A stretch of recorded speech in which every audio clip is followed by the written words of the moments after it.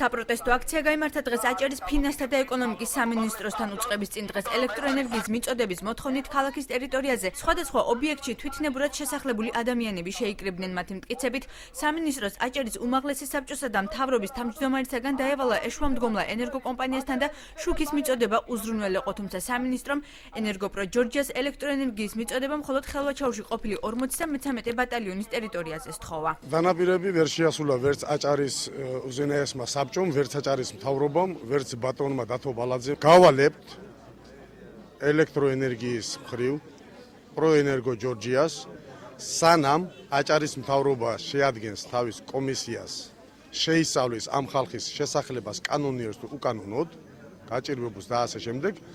მანამდე დაუყოვნებლივ მიეწოდოს ამ ობიექტებზე სასიცოცხლო პირობების და შუქი. მთავრობას ვთხოვდით, მთავრობიდან ნებართვა მივიღებით ჩვენ, რომ შუქი უნდა ჩართულიყო, ჩვენ ვცხოვრობ ძალიან გაუსაზღვის მდგომარეობაში. მოგცეს ნებართვა და არ ჩაგვირთო შუქი. ფინანსთა და ეკონომიკის სამინისტრომ გვითხრა უარი.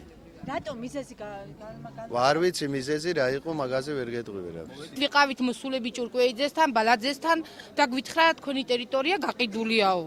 მე წავედით გავარკვიეთ, რომ ეს ტერიტორია ფაქტობრივად სახელმწიფოს ეკუთვნის და არ გვაძლევენ შუქის ჩართვის უფლებას. დროებით მაინც მოგცენ, სანამ ვიცხოვრებთ, ხომ უნდა გქონდეს შუქი. ელექტროენერგიის მიწოდების შემდეგ ყოფილი 53 ბატალიონის ტერიტორიაზე შესახლებულებამ რიცხვების დამონტაჟების მოთხოვნა დააყენეს. აქციის მონაწილეები ამბობენ, რომ მოხმარებული ელექტროენერგია არსად ფიქსირდება და მათ გადასახადის ერთბაშად და usამართლოდ დაკისრების ეშინიათ. ოფიციალურად მიმიღონ და იმ მიწაზე გამაფორმონ და ოფიციალობა მიმაღებინ და მომცენ მეთქი მაგას არ ვითხოვ კაცო.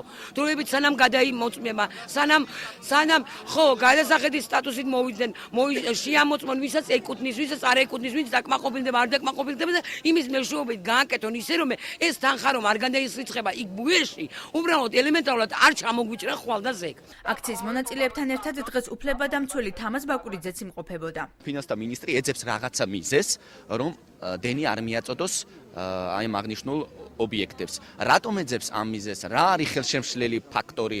რატომ არ თანხმდება? აი ამის გასარკვევად დღეს აი ამდენი ხალხი ძალიან მცირე რაოდენობის შევეცადეთ, რომ ბევრი არ მოსულიყავით, გვიდა გავარკვიოთ, რასთან გვაქვს საქმე. რა ნიშნით შეარჩია მინისტრმა ობიექტი, რომლისთვისაც ელექტროენერგიის მიწოდების გადაწყვეტილება მიიღო და დამონტაჟდება თუ არა მრიცხველების სამინისტრო კითხვებს ხვალ აქციის მონაწილეებთან დაგეგმილ შეხვედრაზე უპასუხებს.